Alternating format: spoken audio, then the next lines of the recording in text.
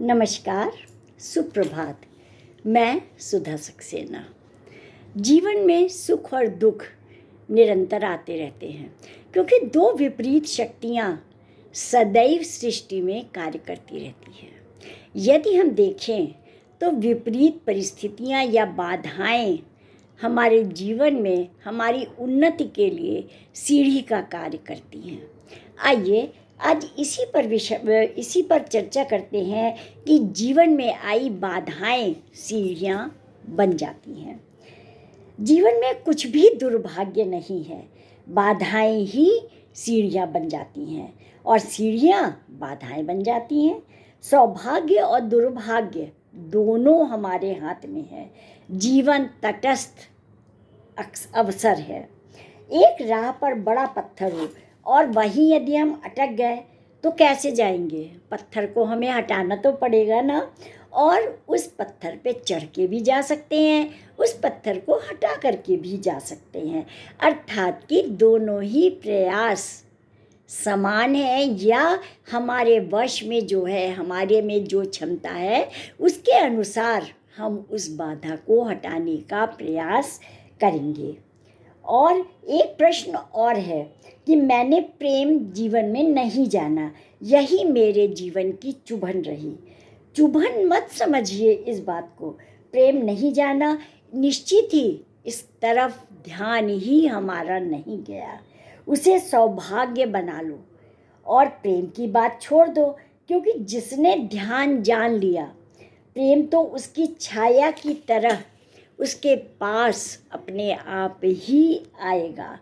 और उसके दो ही विकल्प हैं कि एक तो अपने को समझो और दूसरा उन बाधाओं को हटाते हुए, जीवन में छोटी छोटी बाधाओं को, चुनौतियों का सामना करते हुए बाधाओं को हटाते हुए आगे बढ़ते रहो।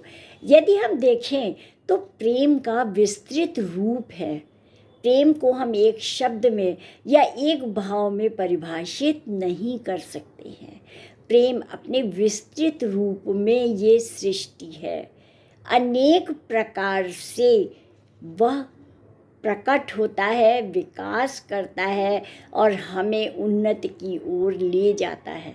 उसमें डांट, क्रोध, उपदेश, संदेश इत्यादि अनेक प्रकार की भावनाएं सम्मिलित होती हैं। एक है प्रेम, एक है ध्यान। जो मिलता है वो एक ही है। कोई प्रेम से उसकी तरफ जाता है और उस रास्ते की जो सुविधाएं हैं और खतरे भी हैं, तो सुविधा ये है कि प्रेम बड़ा सहज है और स्वाभाविक है, और खतरा भी यही है, इतना ही स्वाभाविक है कि उसमें उतना उलझ जाने का डर है। होश नहीं रहता है, वह स्वाभाविक है। जब बाधाएं आती हैं और हम उन बाधाओं को हटाने का प्रयास करने लगते हैं, रुचि लेने लगते हैं, तो वो भी प्रेम है। और उस समय ध्यान लगा करके कि कैसे हम उस बाधा को हटाएं और हम बाधा पार कर ले जाते हैं।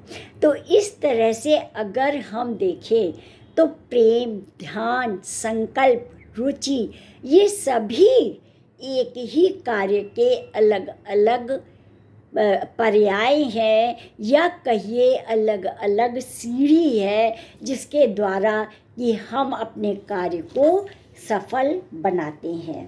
प्रेम बहुत कम लोगों के लिए मुक्ति बनता है, अधिक लोगों के लिए वह बंधन बन जाता है। प्रेम अधिक लोगों के लिए राग बन जाता है, और जब तक प्रेम विराग ना हो तब तक परमात्मा तक पहुंचना संभव नहीं होता है। प्रेम की सुविधा है कि वह स्वाभाविक है। प्रत्येक व्यक्ति के भीतर प्रेम की उमंग है, और खतरा भी यही है कि इतना स्वाभाविक है कि उसमें होश रखने की ज़रूरत नहीं पड़ती है। हम सब उसमें उलझ जाते हैं और उलझ करके राग में परिवर्तित कर लेते हैं। जिसके जीवन में प्रेम नहीं संभव हो पाया, और बहुत लोगों के जीवन में ये प्रेम संभव नहीं हो पाता है, तो बैठ के कांटे को पकड़कर मत पूछते रहो कि प्रेम संभव नहीं हुआ, बल्कि जो संभव हुआ है वो शायद हमारा प्रयास, हमारी रुचि और हमारा संकल्प था, जिसके द्वारा हमें वो प्रेम का वो रूप मिला है। ध्यान संभव है और ध्यान में भी खतरे हैं और सुविधाएं खतरा यही है कि श्रम करना होगा। बात समझ रहे हैं कि सीढ़ी कैसे है?